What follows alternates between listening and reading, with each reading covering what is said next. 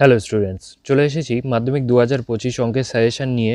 আয়তঘনক শেষ মুহূর্তে আমরা কি অঙ্ক করব। দেখো, মাধ্যমিক পরীক্ষা তোমাদের বেশি দিন দেরি নেই, তাই জন্য শেষ মুহূর্তে আমাদের সব অঙ্ক করতে গেলে হবে না।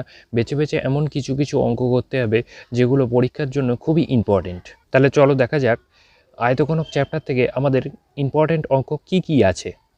আয়তঘনক চ্যাপ্টার কোষে দেখি দেখি 4। কোষে দেখি 4-এর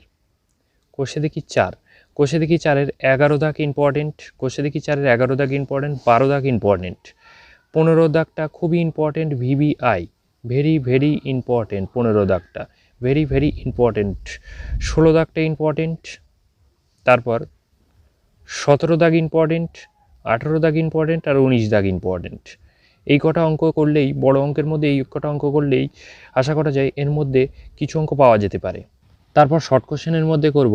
শর্ট কোশ্চেনের মধ্যে আমরা সব অঙ্কই করব, কিন্তু বেছে বেছে কিছু অঙ্ক ইম্পর্টেন্ট আছে যেগুলো একটু ভালোভাবে দেখব।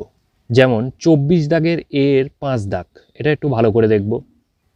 25 দাগের 1, 25-এর 1, 25-এর 3, 25-এর 4, 25-এর 5, এগুলো একটু ভালো করে দেখব।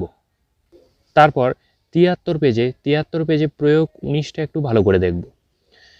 এই চলে গেল আয়তঘনকের ইম্পর্টেন্ট অঙ্ক আমরা কি করব। এরপর চলে আসি আয়তঘনকের অঙ্ক আমাদের কত দাগে পড়ে এবং প্রতিটা অঙ্কে কত নাম্বার থাকে। আয়তঘনকের অঙ্ক ঠিক তোমাদের মাধ্যমিক প্রশ্নে 14 দাগে 1, 2 অথবা 3-এ পড়বে। 14-র 1, 2 অথবা 3-এ পড়বে।